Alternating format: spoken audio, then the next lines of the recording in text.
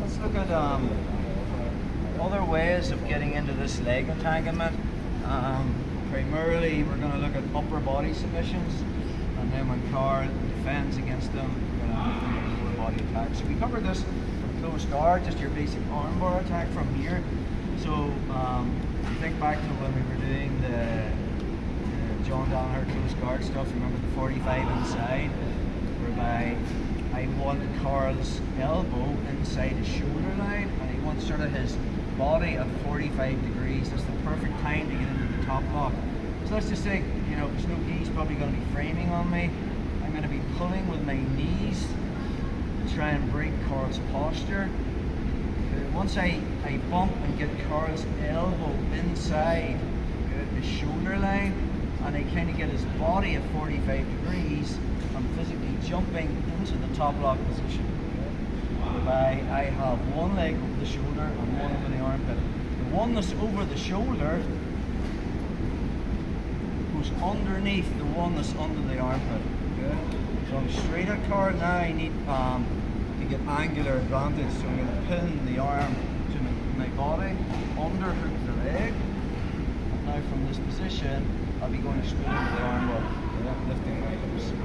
But in the process of me moving from here to here, Carl's going to posture. The minute he postures and we end up here, rather than trying to go back and try to get butterfly guard or some kind of guard retention, all I'm going to do is think about attacking his lower body from here. So, just rotate Carl. Perfect. So there, if you notice, my knee is on the outside. Okay, I'm going to invert and bring my knee to the inside. This is what I want. I'm going with a deep underhook. And now from this position, Carl's still postured, posture up, bro. So all I'm going to do from there, he's strong here, but I've got inside knee position. So now I need to mess with this off balance, the Kazushi, and try to make this leg light. So my free leg, sorry bro, is just going to come under the armpit, and I'm going to push, get Carl's hands on the mat. Remember we talked about this concept, trying to get his hands on the mat or his hips on the mat. Once I have his hands on the mat, this leg is light. So watch, I'm going to swim my right foot to the far hip. The foot that's pushing here is going to come across and clamp onto that far hip as well. My left hand is going to grab the heel. I'm going to bring his heel towards his butt. Anyone that's been playing half guard with me, we have this concept called the knee torque. So I'm going to start to turn Carl's knee this way, which is going to force him into the back step, and when he does, my hand catches it, I swim inside, pull it across, and we're into the second. Okay?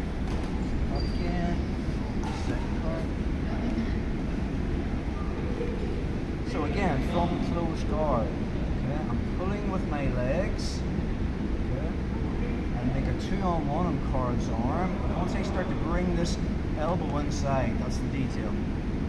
Once I get his elbow inside and I pull to try to get Carl's body at 45 degrees, I like making a grip on the head, and now I'm just jumping straight into the top lock position. Okay? The leg that's over the shoulder will go underneath the leg that's under the armpit. From here, I'm going to glue Carl's wrist to my body. I'm going to underhook this, and now I need angular advantage. So I'm looking to turn and push with this leg. But sometimes before I get my leg over, Carl just postures straight up. We end up here. So I'm thinking about, rather than trying to get my guard back, inside knee position. So I'm just inverting and bringing my knee inside. My left foot is going to find the armpit, and now I do the Kazushi, the off balance, to get his hands towards the mat. Again, I'm staying tight with this. Now I'm going to bring this foot to the far hip. And from there, I'll bring this foot also to the far hip, and I'm clamping. Now I want to put tension in the leg. This leg's loose. If I start trying to pull it across, Carl's not going to roll. So we just grab the sole of the foot, bring it towards his butt, and now I start turning it this way.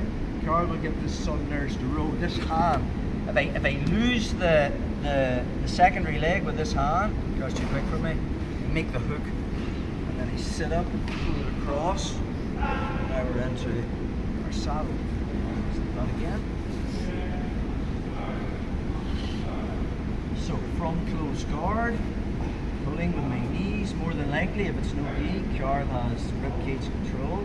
I'm never going to get this if Carl's elbow is aligned with his shoulder, so I kind of want to do a little bump and get his elbow on the inside. Once I start pulling and I find his body at 45 degrees, I'm jumping and I want to get this top lock position, okay, where one of my legs is over the shoulder, one's under the armpit. I'll find the wrist. When I look for angular advantage, Carl's posturing. So from there, rather than trying to get into a scramble to get my guard back, I'm just bringing my knee inside. Just drop your knee in the macro. We'll look at standing in a minute. So now from there, my knee's on the inside. My other foot goes under the armpit, and I'm just taking Carl forward a little bit from there. Once I have his hands on the mat, this foot comes across. This one comes to here. Make his heel touch his butt, and then I just start torquing. Carl will get this sudden urge to backstep behind that leg, squeeze my leg in.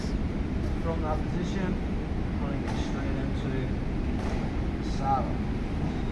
Let's look at the same scenario if Carl jumps to his feet to posture, which is another thing he can do. So from this position, again, I'm pulling, starting to get this elbow on the inside. Once I pull and get into 45 inside, this leg's coming over and this one's coming under. Okay, so now I'm looking for angular advantage. So I can cut this angle. As I try to do this, Carl actually jumps to his feet this time. Perfect. Now what's going to happen is, if I do the last move and he's on his feet and I get the inside position and come to there, all Carl has to do is bump his hips forward and I've lost the position. That makes sense. So we want to be thinking about, if he jumps to his feet to pull the arm out, we're going to do something slightly different. Don't worry, we've covered it before. So from here, so again, I'm pulling with my legs, trying to get this elbow inside his shoulder. Once I feel he's at 45 degrees, we just jump into the top lock. So I'm just jumping over to this position.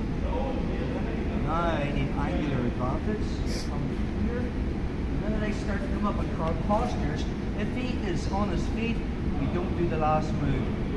Okay? Carl wants to bump his hip forward. See the way now this leg is exposed to the back step? And then I'm there. So the first thing I do is just make my hook.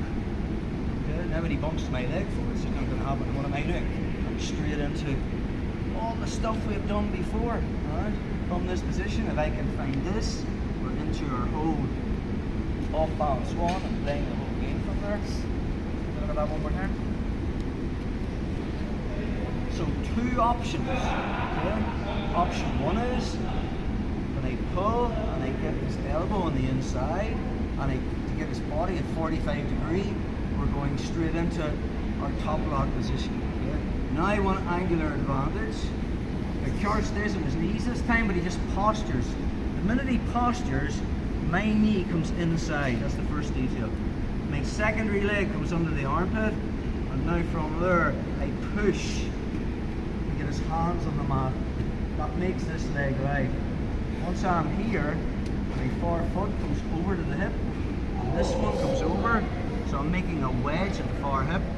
Just grab the sole of the foot, pull this up until there's tension in it. Once when I start torquing this knee, Carl wants the back step and I find that leg. Swim inside, pull it across. There's our saddle. It's option one.